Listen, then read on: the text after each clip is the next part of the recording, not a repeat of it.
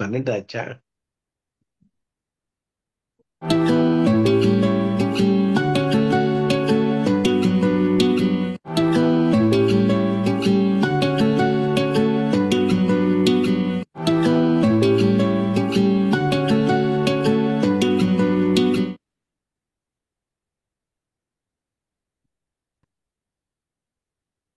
அனைவருக்கும் மாலை வணக்கம். இன்றைய மைண்ட் யுவர் மைண்ட் நிகழ்ச்சிக்கு உங்களை வரவேற்பதில் மகிழ்ச்சி கொள்கிறேன். அனைவரையும் அன்புடன் வரவேற்கிறேன். இன்றைக்கு நம்முடைய நிகழ்ச்சி 1302வது நிகழ்ச்சி. பனைமரம், இதுதான் தலைப்பு. ஆஹ் பனைமரம்னு சொன்ன உடனே கொஞ்சம் பழைய நினைவுகள்லாம் வருது. நம்ம குழு மைண்ட் யுவர் மைண்ட் ஆரம்பிச்சு 12ஆம் தேதி ஏப்ரல் மாசம் 2022ல பனைமரமே பனைமரமே அப்படின்ற தலைப்புல நம்ம பர்மால ராஜ்குமார்னு ஒருத்தர் இருக்காரு, அவர் பேசியிருக்காரு. அந்த நினைவு வந்தது. அதுக்கப்புறம் நம்ம பழைய உறுப்பினர் துரை ராயப்பன், அவர் நம்ம அபுதாபியில இருந்தாரு. எப்பயுமே இவர் கூட வருவாரு, நம்ம ரிஃபாய் பாய் கூட வருவாரு.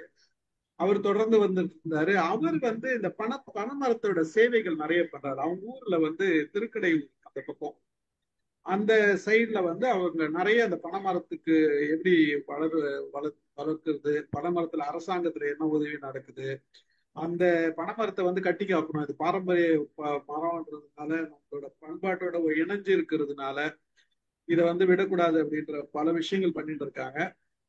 அவரோட ஞாபகம் இதெல்லாம் தவிர்த்து சின்ன வயசுல பனைமரத்தை சுத்தி விளையாடுறதெல்லாம் நான் விளையாடுறது, ஓடி ஆடி விளையாடுறது. பனைமரம்ன்ற ஒரு ஏரியா, நான் இருந்த இடத்துல எதிர்க்க ஏகப்பட்ட பனைமரம் இருந்தது. அந்த பனைமரத்தை தாண்டினா எங்களுக்கு ஃபுட்பால் கிரவுண்டு, ஃபுட்பாலும் பனைமரமும் சேர்ந்து எங்களோட வாழ்க்கையில இணைந்த விஷயம் என்னோடது.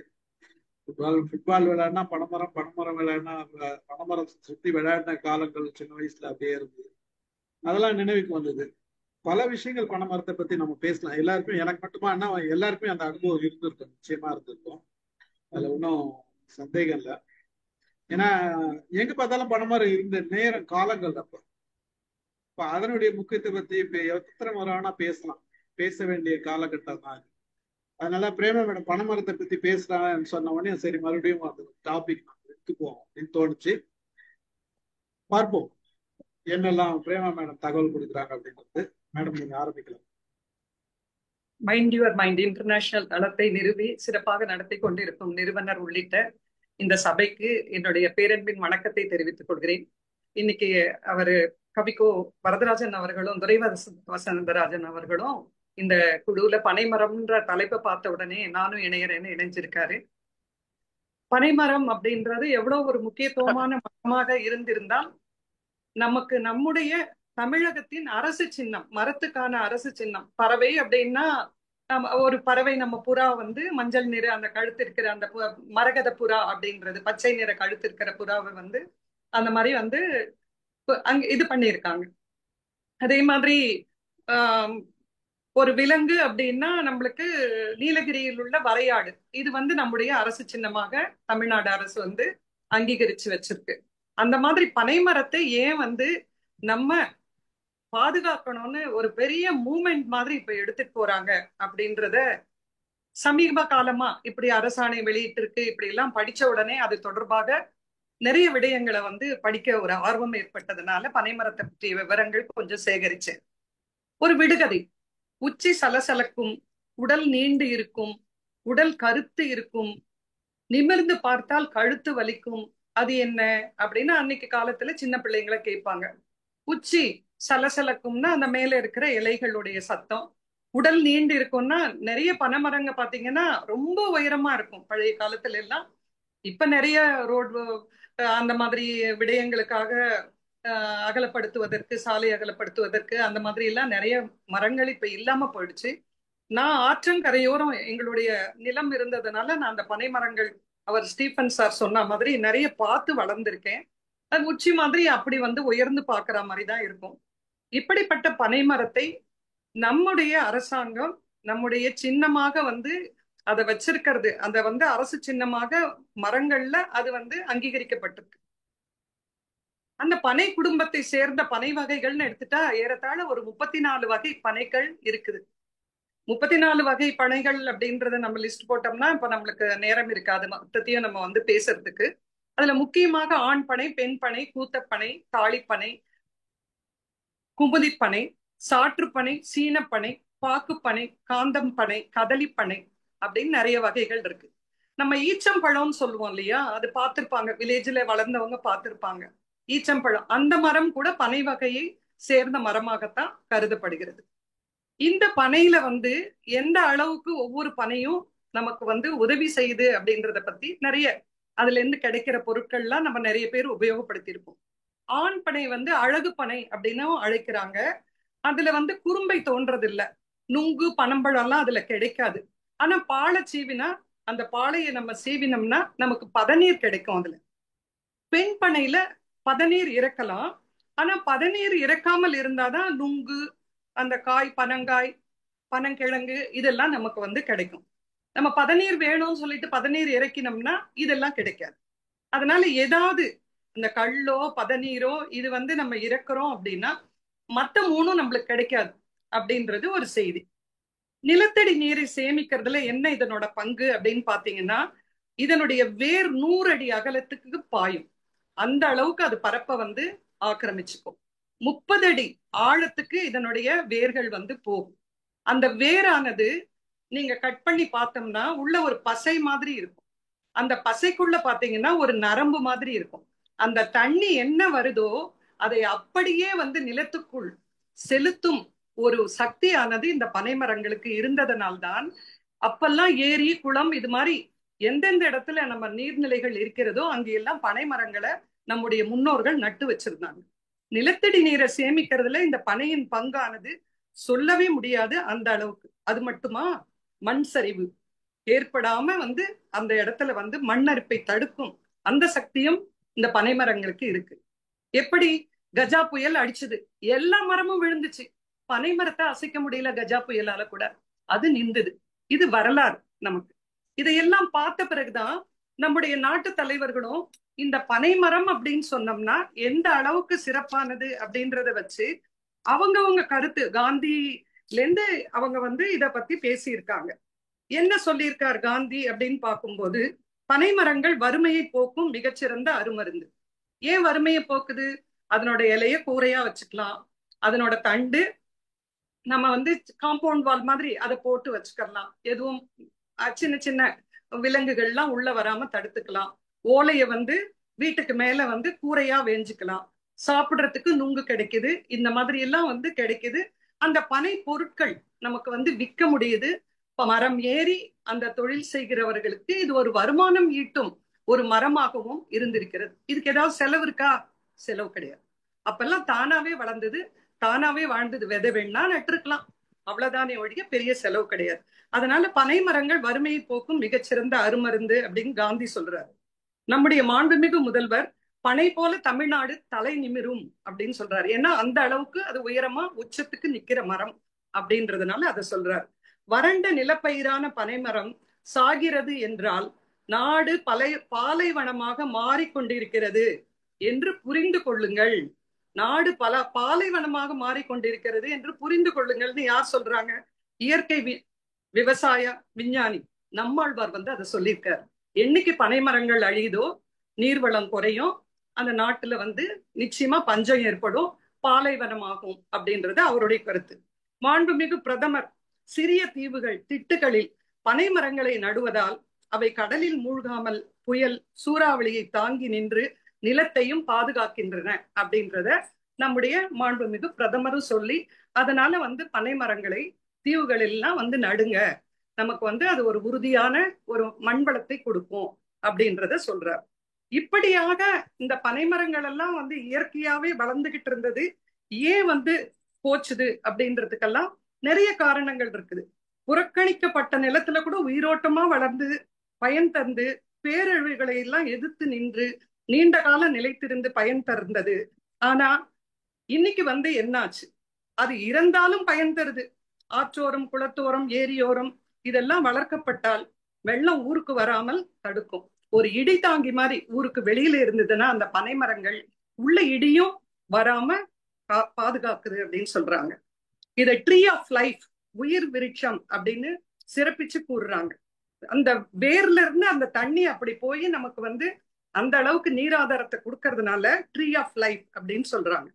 இந்த ஒரு இதை வந்து நிறைய பல்கலைக்கழகங்கள் இப்ப அதை இன்னுமே சீக்கிரமாக பயன் தரக்கூடிய அளவுக்கு அந்த பனை விதைகளை எல்லாம் தயாரித்து மக்களுக்கு வந்து கொடுத்து இதை நிறைய பனை மரங்களை ஊக்குவிக்கிறது சமூக நல ஆர்வலர்களும் என்ஜிஓஸ் சொல்லுவோம், நான் கவர்மெண்ட் ஆர்கனைசேஷன்ல நிறைய பேர் இந்த பணியை வந்து எடுத்து செய்யறாங்க.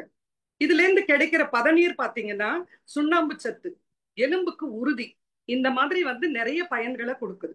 இதுல இருந்து தயாரிக்கிற பனங்கள் கண்டு எடுத்துக்கிட்டீங்கன்னா பாடகர்கள் அவங்களோட தொண்டைக்கான இனிமையை காப்பதற்கு இதெல்லாம் மெடிக்கலி ப்ரூவ்டு. அந்த மாதிரி வந்து அவங்க அந்த பனங்கள் கண்டு போட்ட பாலை ஏன் சாப்பிடுறாங்கன்னா அவங்க குரல் வந்து அந்த அளவுக்கு பாதுகாக்கப்படுது. இப்படி ஒவ்வொரு பயனும் அதுல இருந்து கிடைக்கிற பொருள். நுங்கு நமக்கு எப்ப கிடைக்குது? நுங்கு கோடை காலத்தில் நம்மள குளிர்ச்சியா வச்சுக்குது. அந்த சீதோஷ்ண நிலையில நம்மளுக்கு வந்து இருக்கிற அந்த உஷ்ணத்தை வந்து உடம்பு தாக்காம குளிர்ச்சியா வச்சுக்கிறதுக்கு அது வந்து நமக்கு உதவுது. இந்த பனங்கள் கண்டெல்லாம் இந்த மாதிரி எல்லாம் உபயோகப்படுத்துறாங்க அப்படின்றது தெரிஞ்சுதான் இப்ப எல்லாம் காதி எல்லாம் பாத்தீங்கன்னா பனங்கள் கண்டெல்லாம் விற்கிறாங்க. நம்மளுக்கு எல்லாமே நல்லபடியா கிடைக்கிற மாதிரி. புதுக்கோட்டைக்கு ஒரு 6 கிலோமீட்டர் இருக்கிற இடத்துல பொன்பனை கோட்டை அப்படின்னு ஒரு கோட்டை ஒண்ணு இருக்கு. அவர் நம்ம இவருக்கு வினைத்திட்டான் சாருக்கு தெரிஞ்சிருக்கலாம். 6 கிலோமீட்டர் தொலைவில் இருக்கு. அது ஒரு பாழடைந்த 13ஆம் நூற்றாண்டு கோட்டை. அந்த கோட்டையில அவ்வை பாரியோட பெண்களை வந்து அங்கவை சங்கவையை வந்து திருமணம் செய்யறதுக்காக அங்க கூட்டிட்டு போயிட்டு மலையமான் மகன் தேவகனுக்கு திருமணம் முடிக்கிறதுக்கு போறாங்க. அந்த இடத்துல மூவேந்தர்கள் சேரன், சோழன், பாண்டியன் 3 பேரும் வராங்க. எல்லாரும் கல்யாணம் முடிச்ச உடனே சாப்பாட்டுக்கு உட்கார சொன்னா எங்களுக்கு பனம்பழம் வேணும்னு கேக்குறாங்க. அப்போ பனம்பழம் சீசன் இல்லையா. ஆனா அவ்வை வெளியில வந்து கல்யாணத்துக்கெல்லாம் அந்த பனை ஓலையெல்லாம் கட்டியிருப்பாங்க, அந்த பனை தண்டெல்லாம் வச்சிருப்பாங்க. அதை பார்த்துட்டு திங்கள் குடையுடை சேரனும் சோழனும் பாண்டியனும் மங்கைக்கு அருகிட வந்து நின்றார், மணப்பந்ததிலே சங்கொக்க வெண் பொறுத்து இன்று பச்சோலை சலசலத்து நுங்கு கண்முற்றி அடிக்கண் கருத்து நுனி சிவந்து பங்குக்கு 3 பழம் தர வேண்டும் பனம் துண்டமே. அந்த பனம் துண்டத்தை பார்த்து அந்த பாட்டு பாடி அவ்வை வந்து அந்த 3 பேருக்கும் 3 பழம் வாங்கி கொடுத்ததா அந்த கோட்டையில ஆனா வரலாறு அப்படின்றத அந்த பகுதி மக்கள் சொல்றாங்க. இந்த மாதிரி பாடி வர்றது மட்டும் இல்ல, தமிழர் வாழ்வோட அடையாளமா நமக்கு பனைமரம் இருக்கு. பனங்கிழங்கு, பனங்கொட்டை அதை முளைக்க வச்சா வர்றதுதான் அந்த பனங்கிழங்கு. அந்த பனங்கிழங்குன்றது வயிற்று புண்ணுக்கு மிகவும் சிறந்த மருந்து. நார்ச்சத்து அந்த வயிற்று பகுதியில போயிட்டு அதை ரொம்ப பலப்படுத்துது அப்படின்றது உண்டு. நாராய் நாராய் செங்கால் நாராய் பழம்படு பனையின் கிழங்கு பிளந்தென்ன பவளக்கூர்வாய் செங்கால் நாராய். நாராய் நாராய்ன்றது உங்களுக்கு எல்லாருக்குமே தெரியும், அது ஒரு கொக்கோட வகை. அந்த கொக்கோட மூக்கு எப்படி இருந்ததுன்னா பனங்கிழங்கு பிளந்தா மாதிரி இருந்துதான். இப்படியான பாட்டுக்கள் பழங்காலத்திலேயே நமக்கு வந்து சங்க பாடல்லையே இந்த உவமையா பனங்கிழங்கு எடுத்து ஆண்டு இருக்காங்க. அப்படின்றதுனால எவ்வளவு ஒரு பழமையான ஒரு பின்னி பிணைஞ்சு நம்ம கலாச்சாரமும் பண்பாடும் பனையோட இருக்குன்றதுக்காக இதை சொன்னேன். சரி, இந்த பனை ஓலையில என்ன செய்யறோம் அப்படின்னு ஓலையை பார்த்தோம்னா பெண்கள் பூப்படைந்த செய்தியை மாராய ஓலை அப்படின்னு அனுப்புவாங்களாம். திருமண நிகழ்வுக்கு மண ஓலைன்னு அனுப்புவாங்களாம். அரசு நிகழ்வு இருந்தா அரசோலைன்னு சொல்லுவாங்களாம் அந்த அனுப்புற ஓலைய. திருமண செய்தியை வாசிக்கிறது இன்னைக்குமே கிறிஸ்துவர்கள் திருமண செய்தியை அந்த நம்முடைய சர்ச்சில் சொல்லும் போது ஓலை வாசித்தல்னு சொல்றாங்க அப்படின்றது ஒரு புத்தகத்துல நான் படிச்சிருக்கேன். காதலை குறித்து அனுப்புவது தூதோலை, மரணத்தை சொல்வது சாவோலை. இந்த மாதிரி இந்த ஓலையை எழுதுறதுக்கே அரசாங்கத்துல வந்து ஓலை நாயகம் அப்படின்னு ஒரு பணி வச்சிருந்து இந்த ஓலையை எழுதுற பணியை செஞ்சிருக்காங்க. அரேபிய பயணி அல்புரூனி அப்படின்றவரு தன்னோட பயண குறிப்புல இப்படி தமிழர்கள் பனை ஓலையை எழுத பயன்படுத்தினார்கள் அப்படின்றத குறிப்புல சொல்லியிருக்காராம்.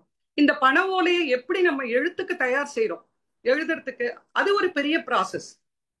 பனை ஓலையை எடுத்தணும், கழுவணும், அதை வேக வைக்கணும், அது திட்டமா அதுக்கான வேக வச்சுட்டு அதுக்கான இன்ஸ்ட்ருமெண்ட்ஸ் அந்த கல்லு வச்சு அது மேலெல்லாம் வந்து எடுத்துட்டு திரும்ப காய வைக்கணும், பதப்படுத்தணும், அதுக்கப்புறம் எழுதணும். இப்படி எழுதினா அந்த பனை ஓலைகள் 350 ஆண்டுகள் இருக்கும் அப்படின்றது செய்தி.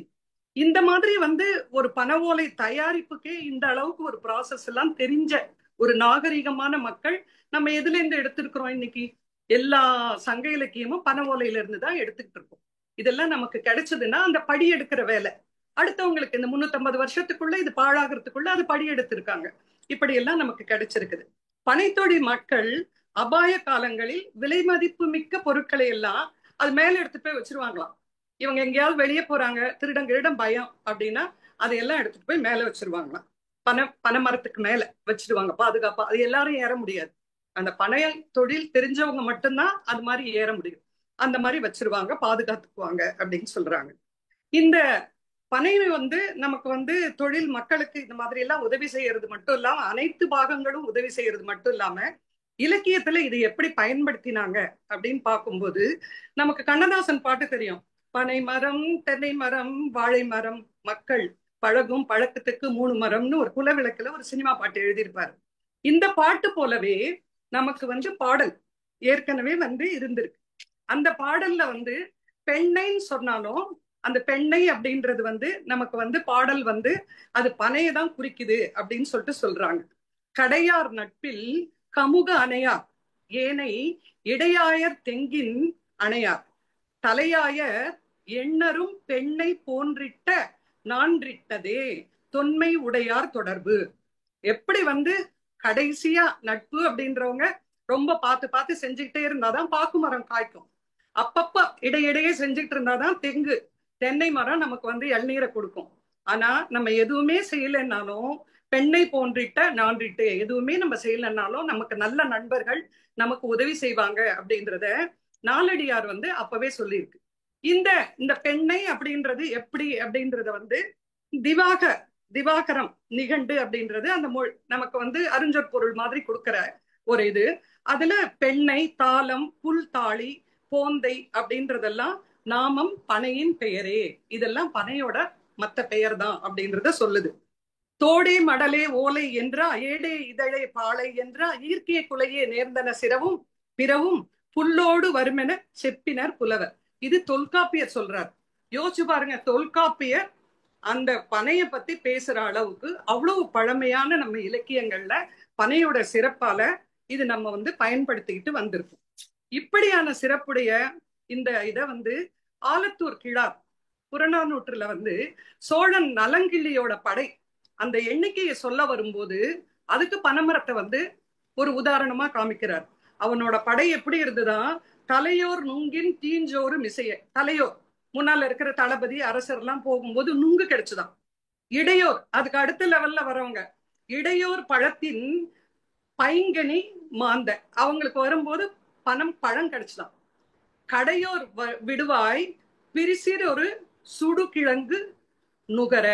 அந்த கடைசி காவலார் படையெல்லாம் சொல்லுவோம் இல்லையா, அவங்க வரும்போது அவங்களுக்கு பனங்கிழங்கு தான் கிடைச்சலாம். அவ்வளோ பெரிய படை.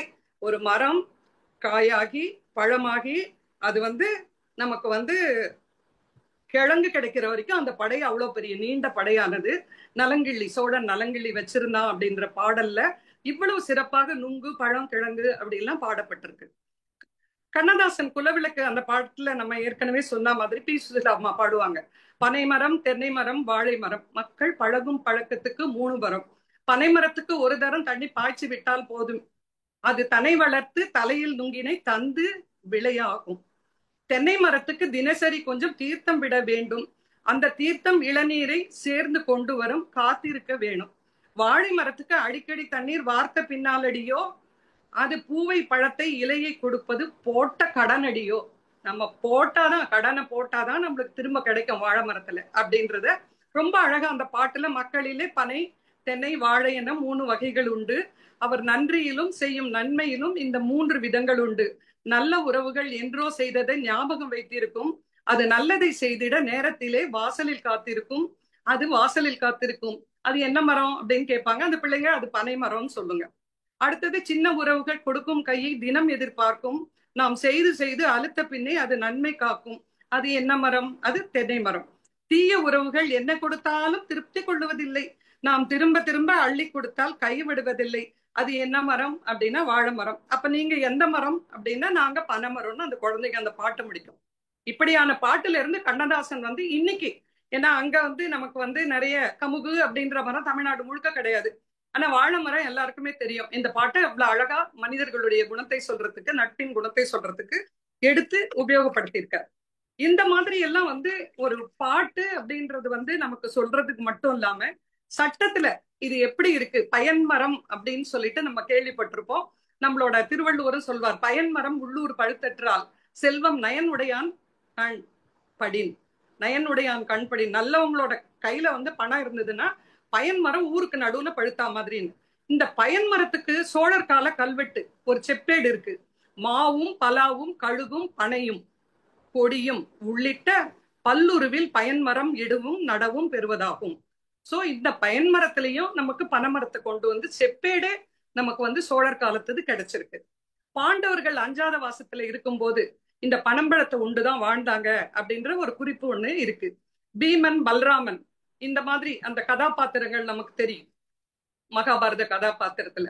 இவங்களுடைய கொடியில வந்து அந்த கொடி அந்த பனை மரமானது சின்னமாக பயன்படுத்தப்பட்டது அப்படின்றதும் படிக்கிறோம். சேரன் செங்குட்டுவன் பெருஞ்சேரல் இரும்புரை அதியமான் பனம்பூ அப்படின்ற அந்த போந்தை மாலை தான் அணிஞ்சதா சங்க இலக்கியத்துல குறிப்பிடப்பட்டிருக்கு.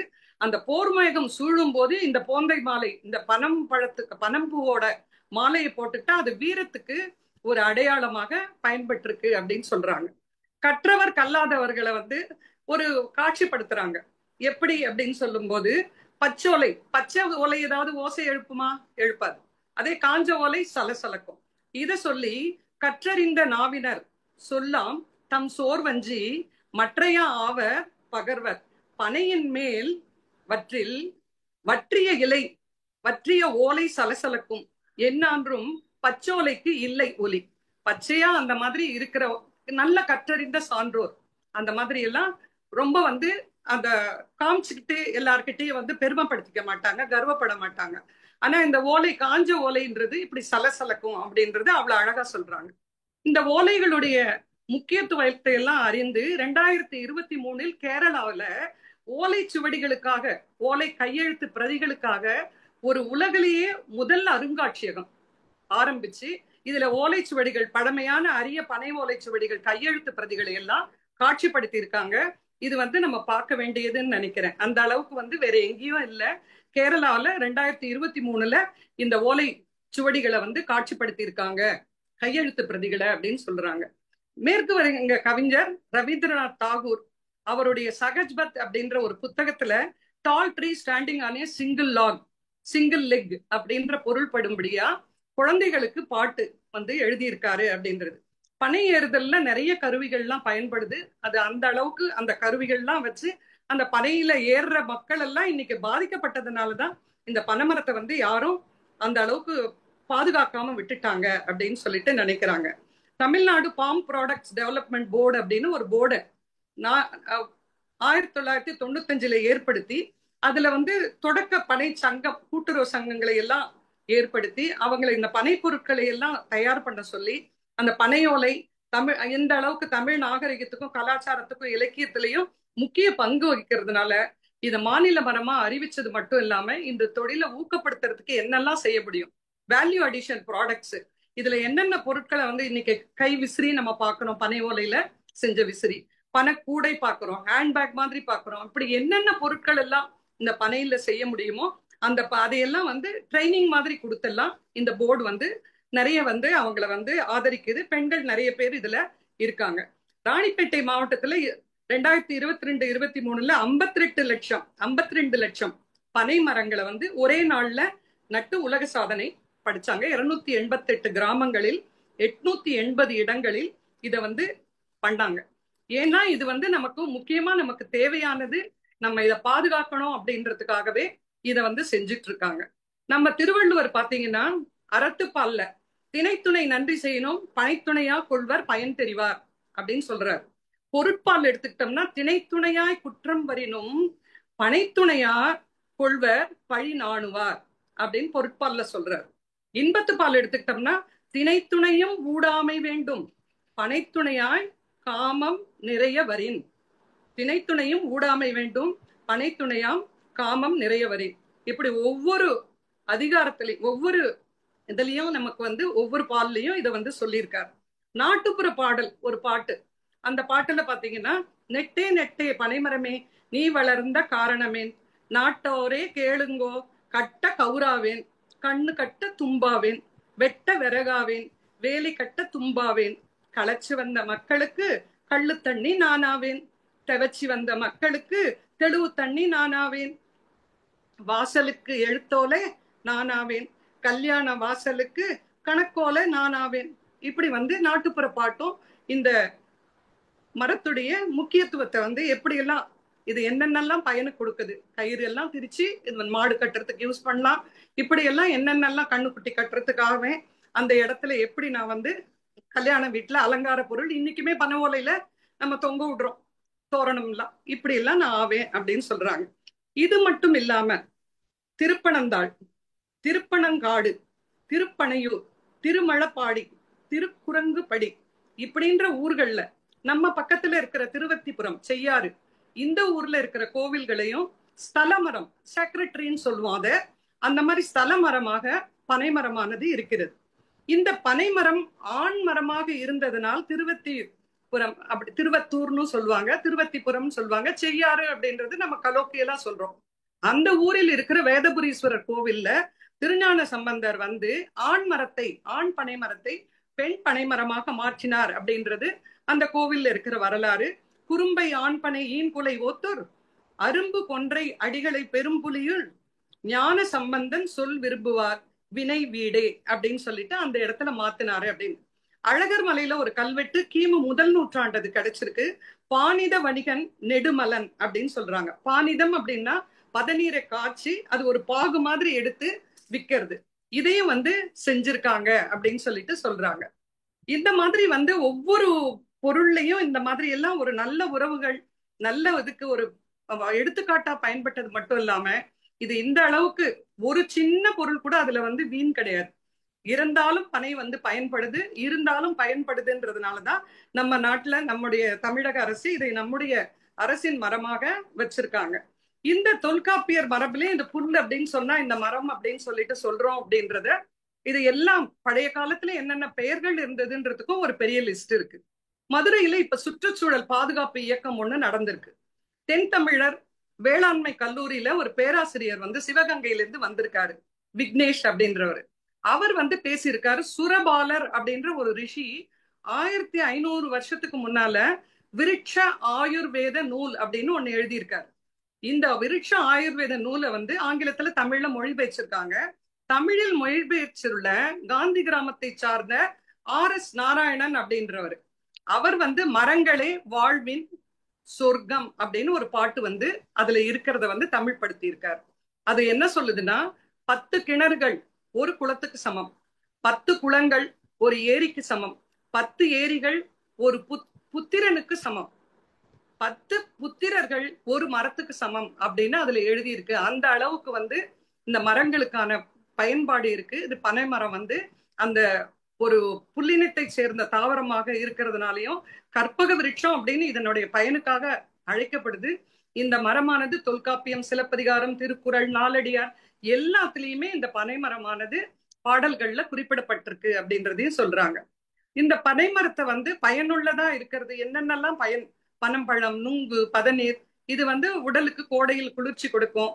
ஓலைகள் அதே மாதிரி விசிறிகள், கூரைகள், ஓலைப்பாய்கள் செய்ய பயன்படுது. அந்த பலத்தை காற்றையும் தாங்கி நிற்கும் உறுதியை கொண்டது இந்த மரம். பனைமரங்கள் மூலம் கிடைக்க எல்லா பொருள்களும் மக்களின் வாழ்வாதாரத்துக்கு பயன்படுது. இந்த மரத்தை வந்து என்ன ஆச்சுது, ஏன் வந்து போச்சுது அப்படின்னு சொல்லிட்டு எடுத்தோம்னா, ஒரு செங்கல் சூள 50,000 கல்லு போடணும் அப்படின்னா 20 மெட்ரிக் டன் மரம் வேணும். இதுக்கு பக்கத்துல இருந்தது பயன்படாத மரம்னு பனை மரங்களை வெட்டிட்டாங்க. இப்படி வெட்டணும்னா மாசத்துக்கு 3 சூளை போடுவாங்க, 10 நாள் கழிச்சு ஒரு சூளை, அடுத்த சூளை, இப்படி போட்டாங்கன்னா 720 மெட்ரிக் டன் ஒரு வருஷத்துல 50,000 போடுறதுக்கு இப்படி வந்து மரங்கள் அழிக்கப்பட்டிருக்கு அப்படின்றதான் சொல்றாங்க. நமக்கு 10 லட்சம் மரங்களுக்கு மேல இருந்த ஒரு நாட்டுல இன்னைக்கு வந்து 10 கோடி மரங்கள் நம்ம தமிழ்நாட்டுல இருந்தது 5 கோடி மரங்களா இன்னைக்கு ஆயிடுச்சு அப்படின்றது ஒரு சோகமான செய்தி. இப்படி வந்து மரங்கள் இப்படி குறைஞ்சு போனதுனாலதான் இன்னைக்கு வந்து அரசாங்கம் இதை வந்து எப்படியாவது பாதுகாக்கணும் அப்படின்ற ஒரு முழு முயற்சியை செஞ்சுட்டு இருக்காங்க. பழமொழி நிறையவே நம்ம பனைமரத்தை பத்தி கேள்விப்பட்டிருக்கோம். பனைமரத்தின் நிழலும் சரி, பகைவன் உறவும் சரி. ஏன்னா நிலையற்றது, ரொம்ப நிழல் கொடுக்காது. மரம் வந்து ரொம்ப டாலா இருக்கும், சின்ன ஒரு சர்ஃபேஸ் தான் கொடுக்கும். பனைமட்டையில் மழை பெய்தது போல அப்படின்னா பயன் இல்லை. அந்த மரத்துல மழை பெஞ்சதுன்னா அது வந்து நமக்கு வந்து அந்த இடத்துக்கு பனைமரம் நமக்கு வந்து நீர் கொடுக்குதுன்றது ஒண்ணு, பட் நமக்கு வந்து டக்குன்னு அதை வந்து யூஸ் பண்ணிக்க முடியாது அப்படின்றது. பனை ஏறி விழுந்தவனை ஆனை ஏறி மிதிச்சது போலன்னு சில இடத்துல சொல்லுவாங்க, கடா மெரிச்சது போலன்னு சொல்லுவாங்க, பாம்பு மெரிச்சது போலன்னு சொல்லுவாங்க. பனை மரத்தின் கீழ் இருந்து பாலை குடித்தாலும் கள் குடித்தான் என்பார்கள். இது நமக்கு எல்லாருக்கும் தெரியும். இது நம்ம எப்பெல்லாம் சந்தேகப்படுறோமோ அப்ப இந்த பழமொழியை நம்ம யூஸ் பண்ணுவோம். இந்த மருத்துவ குணங்கள் என்னென்ன இருக்குன்னு பார்க்கும்போது பனைவேர்ல தொடுநோயை குணப்படுத்தும் தன்மையுடைய மருந்தானது தயாரிக்கப்படுது. பனை அந்த அளவுக்கு பனைவேர்ல அதுக்கான மருந்து இருக்கு. அந்த பனை கொட்டையில இருக்கிற அந்த வெண்மை நிற தேங்காய் போன்ற பருப்பு எலும்பு முறிவை தடுக்கும் மருந்துகளுக்கு உபயோகப்படுத்திட்டு இருக்காங்க. இதெல்லாம் ஆயுர்வேத மருந்துகள்ல இந்த மாதிரி எல்லாம் வந்து உபயோகப்படுத்துறாங்கன்றது ஒரு செய்தி. இந்த இந்த அளவுக்கு வந்து இருக்கிற மரங்களை நம்ம எப்படி நடணும் அப்படின்னு சொல்லும் போது 3 மீட்டர்ல இருந்து 6 மீட்டர் இடைவெளி விடணும். அந்த பள்ளமானது 1 அடி நீளம் 2 அடி ஆழம் இருக்கிற பள்ளத்தை தோண்டணும். அதுல வந்து நம்ம அந்த பனை விதைகளை வந்து நடணும். இந்த மாதிரி எல்லாம் இதுக்கு நிறைய விளக்கங்களையும் அரசாங்கம் வந்து கொடுத்திருக்கு. இதுக்கு எல்லாம் மேல இப்ப வந்து அரசாங்க அனுமதி இல்லாம நீங்க பனை மரத்தை உங்க தோட்டத்திலேயே இருந்தாலும், எப்படி சந்தன மரம் அந்த மகாகனி எல்லாம் சொல்லுவோம், தேக்கு மரம்லாம் வந்து வெட்டுறதுக்கு வந்து அரசோட அனுமதி வேணும். நீங்களா வெட்ட முடியாது. நம்ம தோட்டமா இருந்தாலும் நம்மளோட சொந்த இடமா இருந்தாலும் இப்ப பனை மரத்துக்கு அந்த தடையை கொண்டு வந்து விட்டார்கள். மாவட்ட ஆட்சித்தலைவரிடம் அனுமதி பெற்ற பிறகுதான் பனை மரத்தை நாம் வெட்ட முடியும், நம்முடைய நிலத்திலேயே இருந்தாலும் சரி. அப்படி வெட்டுறதுன்னா சும்மா வெட்ட முடியுமா? முடியாது. 10 பனை மரம் மேண்டேட்டரி. நீ நட்ட பிறகுதான் அந்த பனை மரத்தை வெட்டுவதற்கு உனக்கு அனுமதி கொடுப்பாங்க. இந்த ஒரு அரசாணையை கடந்த மாதம் வந்து அரசானது 110ன்றது சட்டசபையில உங்களுக்கு தெரியும், கொஸ்டினே எழுப்ப முடியாம சொல்ற உடனே ஏத்துக்கணும் சட்டசபை. அந்த மாதிரி அறிவிப்பு 110 அறிவிப்புல கொண்டு வந்து அரசாணையாகவும் அதை வந்து அரசு வெளியிட்டு இருக்கு. அந்த அரசாணை எண் 238 நாள் 12/9/25 வேளாண்மை துறை தோட்டக்கலை துறையில இந்த அரசாணையானது வெளியிட்டு இருக்காங்க. பனைமரம் வெட்டணும் அப்படின்னா மாவட்ட ஆட்சித்தலைவர் அனுமதி. அவங்களும் அப்படியே கொடுக்க முடியாது, அதுக்கு ஒரு குழு அமைச்சிருக்காங்க. அந்த குழு வந்து பார்வையிட்ட பிறகுதான் அதை வந்து அனுமதி கொடுக்கும். அதே மாதிரி 10 பனைமரம் அவங்க நடணும்.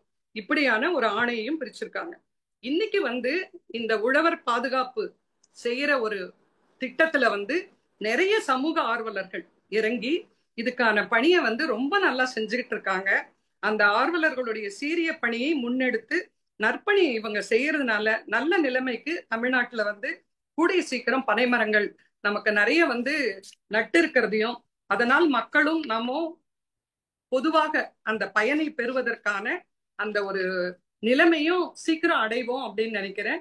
இந்த அளவுக்கு வந்து பனைமரத்துக்கான பயன்கள் இருக்கிறது அப்படின்றத நம்ம வந்து தெரிஞ்சுக்கணும். எல்லாருமே நீங்க எல்லாரும் மூத்தவர்கள் தெரிஞ்சிருப்பீங்க. இருந்தாலும் நமக்கு வந்து இப்ப அரசாணை எல்லாம் வெளியிட்டு இதனுடைய முக்கியத்துவம் சொன்னதுனால இது நம்ம வந்து கொஞ்சம் மீண்டும் வலியுறுத்தலாம் அப்படின்றதுனால நான் வந்து கேட்டுக்கிட்டேன். அதுக்கு அனுமதி அளித்து இன்னைக்கு அந்த நிகழ்ச்சியை நடத்துறதுக்கு வந்து சொன்னதுக்கு மிக்க நன்றி. இந்த பாடல்கள் மட்டும் இல்லாம வீட்டு பயன்பாட்டு பொருட்கள்லாம் என்னென்ன பொருட்கள்லாம் நம்ம இதுல செஞ்சுக்கிறோம் அப்படின்றதுக்கும் நிறைய வந்து பனைப்பாய், பனையோலை, கீற்று பெட்டி, பாயின் பின்னல், பனையோலை பெட்டி, பனை ஓலை சுவடிகள், தொப்பி, குருத்தோலை, இப்படி வந்து நிறைய சாப்பிடுறதுக்கு அதே மாதிரி என்னென்னலாம் இதுல பொருட்கள் கிடைக்குது, பயன்பாட்டு பொருட்கள்லாம் எப்படி கிடைக்குது.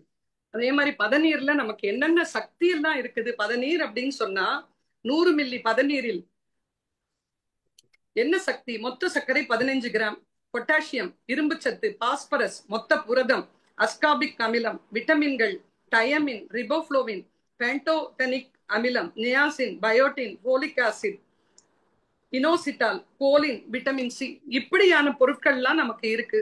இந்த மாதிரி எல்லாம் வந்து ஒரு பயனுள்ள ஒரு பொருட்களை எல்லாம் நம்ம சாப்பிட மறந்துட்டோம். உணவுப் பொருட்கள்னு பார்த்தா நுங்கு, பனம்பழம், பூரான், பன்னாட்டு, பானி பன்னாட்டு, பனங்காய், பனங்கள்ளு, பனஞ்சாராயம், வினாகரி, பதநீர், பனங்கருப்பட்டி, பனை வெல்லம், சில்லு கருப்பட்டி, பனங்கல்கண்டு, பனஞ்சீனி, பனங்கிழங்கு, ஓடியல், ஓடியல் புட்டு, ஓடியல் கூழ், புழுக்கொடியல், முதிர்ந்த ஓலை, பனைக்குருத்து, இப்படி வந்து பயனுள்ள பொருட்கள் நிறைய பொருட்கள். அந்த காலத்துல நோன்பு அப்படின்னு சொல்றது வந்து அந்த ஓலை தட்டுல வச்சுதான் எடுத்துட்டு போவாங்க. நம்ம மாதிரி சில்வர் தட்டு அப்படிலாம் வச்செல்லாம் எடுத்துட்டு போக மாட்டாங்க. கோவிலுக்கு எடுத்துட்டு போறதுல அந்த மாதிரி ஓலையில பின்ன அந்த இதுலதான் வந்து எடுத்துட்டு போவாங்க. இப்படி நிறைய ஒரு பயன்கள்லாம் இருந்து இதுல வந்து நமக்கு எப்படி எல்லாம் பயன் கொடுக்குது அப்படின்றத தாண்டி நம்முடைய நாட்டுக்கு பாதுகாப்பு இருக்கு. இன்னைக்கு வந்து நம்ம நீர் அப்படின்னா எவ்வளவு கஷ்டப்படும், பாட்டில்ல வாங்கி குடிச்சிட்டு இருக்கிறோம் இன்னைக்கு.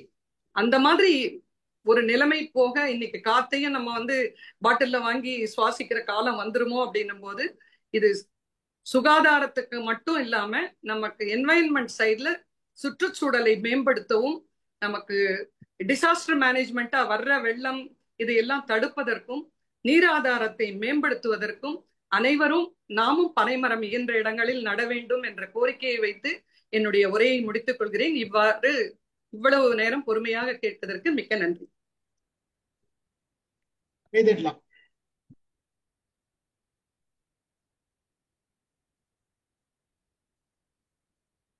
மேடம் ரொம்ப அருமை.